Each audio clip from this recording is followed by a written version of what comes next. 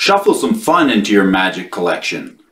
It's May 25th, 2022. I'm Brody Alfonso, and I'm going to give you some financial advice. That's right, I said it, and nobody else in Magic the Gathering will. I'm a financial advisor, and this is the What I'm Buying series on AlphonsoInvestments. Thanks to each and every one of you 77 amazing subscribers, and if you think you're here a little early because nobody else has joined in, you're not. This is the What I'm Buying series, and why are we making this series? It's something we can go back and look back on. Like this weekend when you've seen reserve list cards going up and to the right, and cards like Elvish Farmer is something we've already brought into the collection. We want to avoid buying pitfalls and things that make you feel bad. We want to preserve the most important part of your Magic the Gathering collection, the fun factor. So today we have a few things for you that we want to discuss. And we want to give you some options and show you that we're putting our money where our mouth is with the What I'm Buying series to bring in some of those cards that are on the reserve list that no one cares about, that we're buying from time to time. So we can put that value into our collection. And if you look at one of our recent videos, price and value and how they're different, we compare the difference between the value of Magic cards, what the cards do for us, and the price of Magic cards and what the cost is. In this journey, the What I'm Buying series and the bottom 10 reserve list cards no one cares about, price and value are different. We're going to compare a few of the strategies that we use when buy listing, shopping at new stores, trading with players at events, and what we do to prepare for those things to maximize the fun that we keep in our collection, which is the most important part of Magic the Gathering, if you ask me. I'm glad you all joined us here. Shuffle some fun into your Magic the Gathering collection. Hey, welcome back everybody. It's Brody. This is What I'm Buying for May 25th, 2022. So we made a couple of stops at a few stores over the weekend. It was a lot of fun. Two stores that I didn't buy anything from, and one store that we bought something, and it was a really good experience. So let's talk a little bit about what to avoid when you're going to a new store and why we didn't buy anything from either of the first two stores and why. The first store we walked in, I keep a little box like this. This is our buy listing box, actually. If you ever seen Buy Listing with Brody, we do a live stream every once in a while. If you catch me there, I'll just be rambling on about cards and putting them in a box on a vendor site.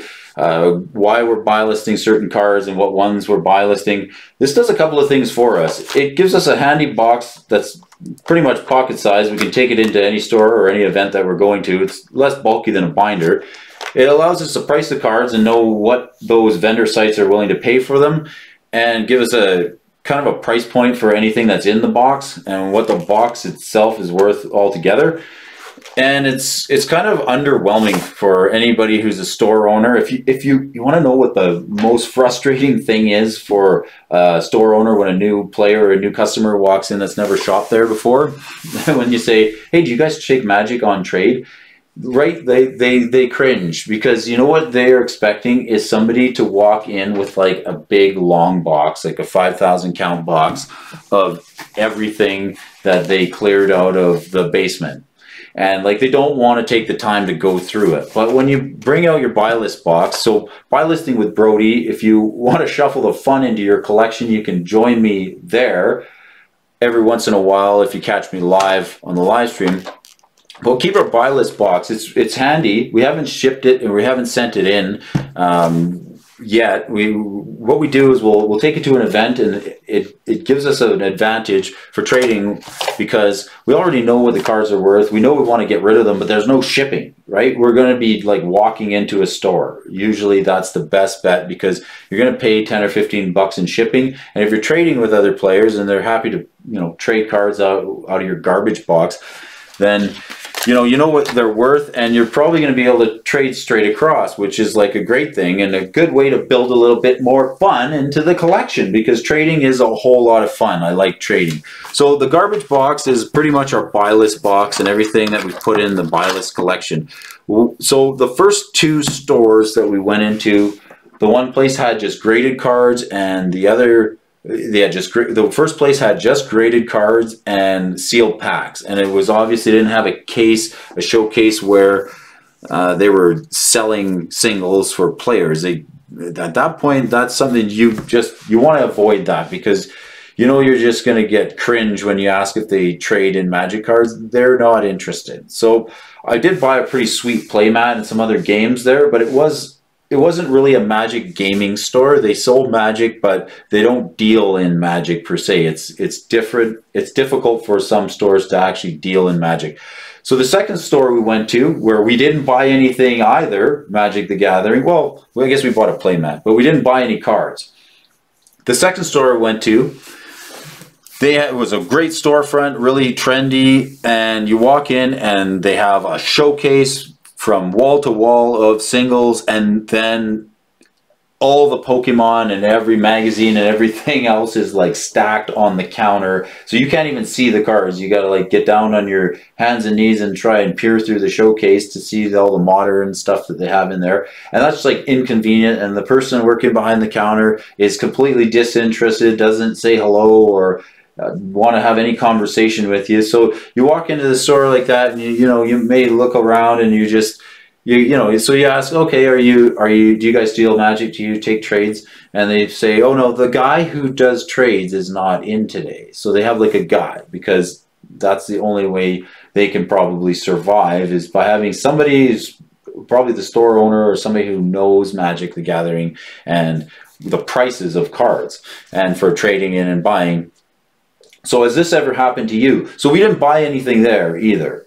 We went to the third place, which was a great place. I want to give a shout out to Sean at the Gamers Den. Here's a guy who runs a Magic shop that's full of players, and he runs the place, and you can tell he's the guy who like owner operates this place.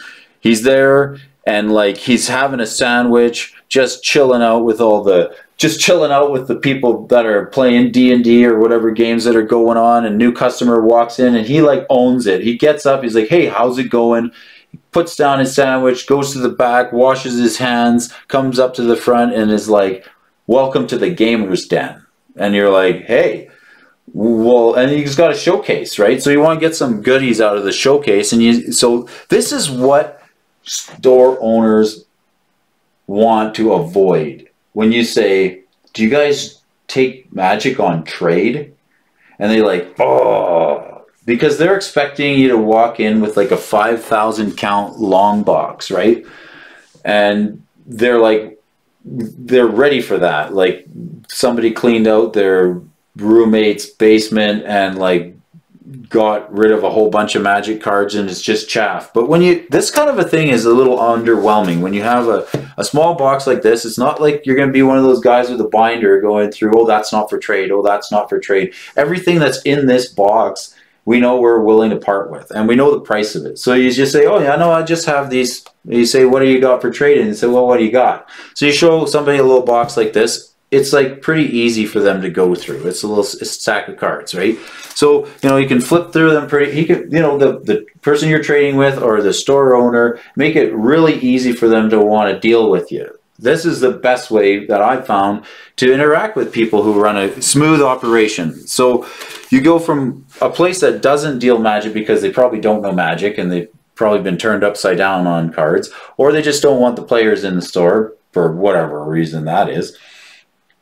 And then you go to a place that doesn't have the Magic specialist, is not in. So you kind of question whether you want to buy anything there anyway, because they just got a bunch of junk on the counter. You can't even see the cards. And then you go to a great place like the Gamers Den, and the guy who like runs the place is there, and he's like, yeah, what do you got? So he goes through, traded in a card, and he's like, yeah, what do you want out of the showcase? So I traded some cards, and I grabbed this.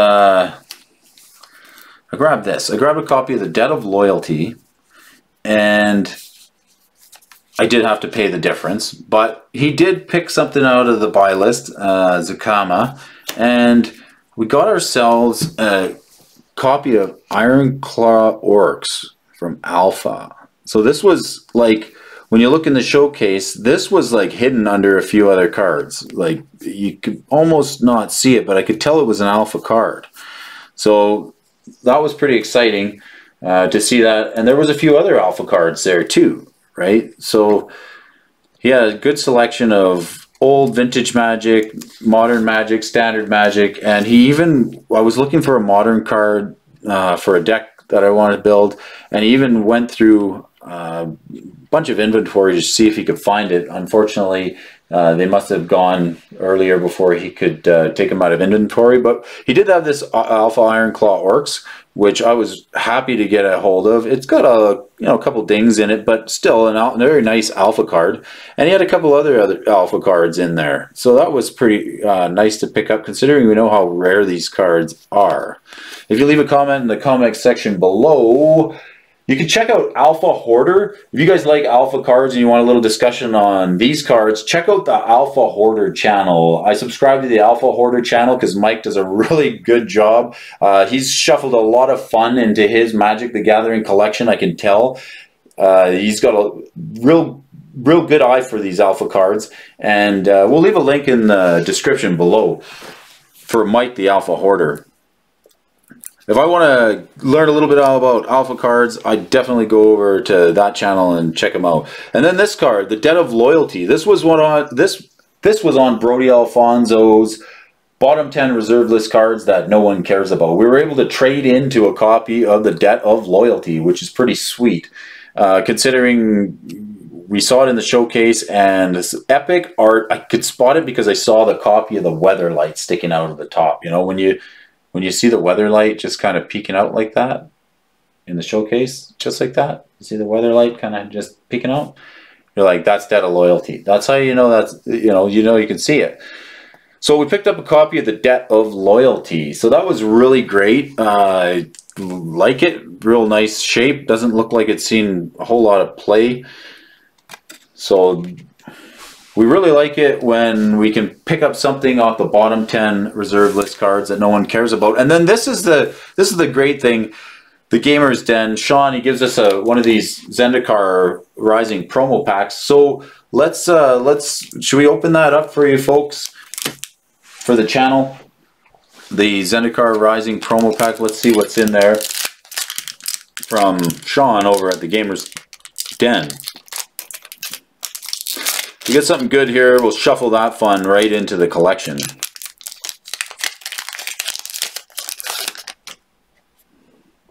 Linvala. Got a Linvala. Got Shield of Seagate. Bloodsheath's Thirst. Nightmare Shepherd. And Arena Code. Right on.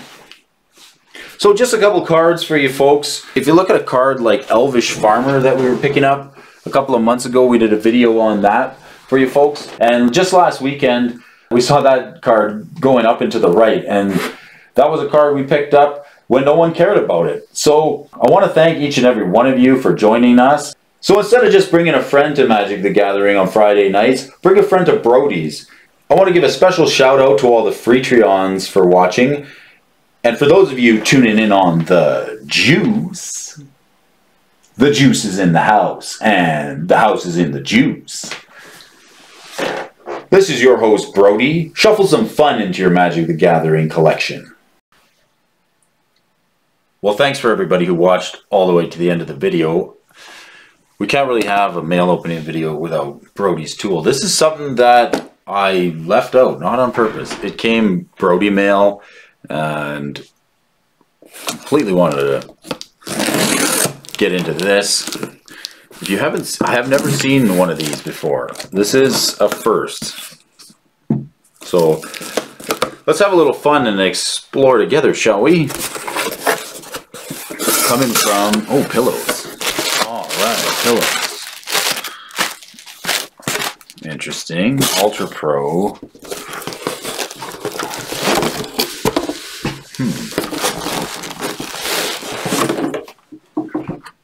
All right, the classic.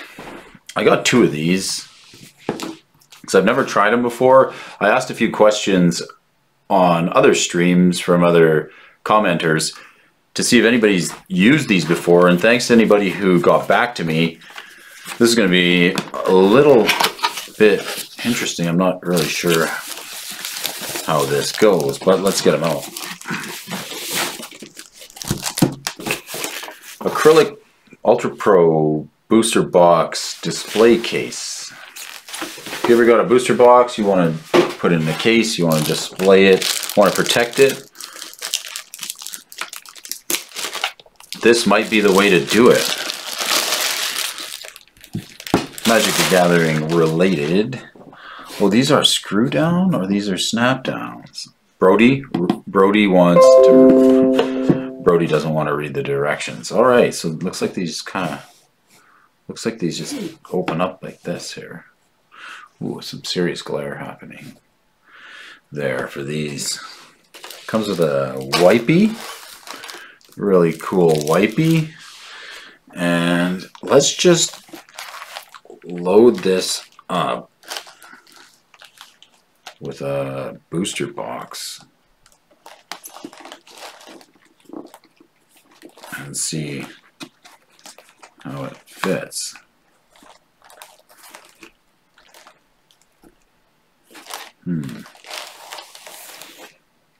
Magnet.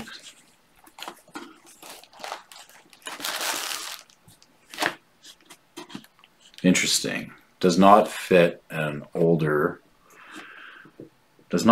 Magic boxes. All right, was not anticipating that. Let's try a newer Magic box. All right, War of the Sparky. Let's drop that in there. Okay, War of the Sparky, no problem.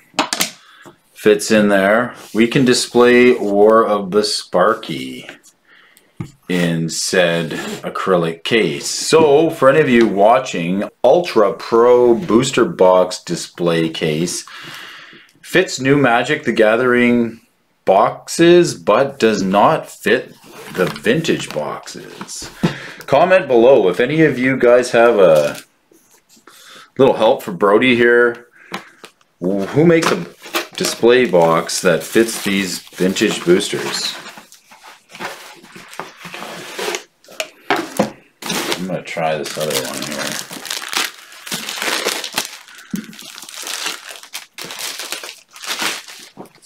Oh, we got, there's number 2, Ultra Pro. All right, let's try this again. Let's go Fallen Empires. Let's throw that in there.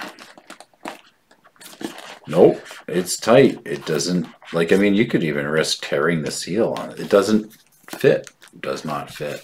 All right. Is there another brand? Is there the Click Fit? Do we need the Click Fit? Do we need the one that snaps together? And this one is certainly not going to do it. Anybody got comment in the comment section below? Ultra Pro booster box display box. Save you some grief here, folks. They don't fit vintage Magic. So if you're looking to put an older box of Magic, Fallen Empires or otherwise, into one of these sealed cases, this one's not going to get you there.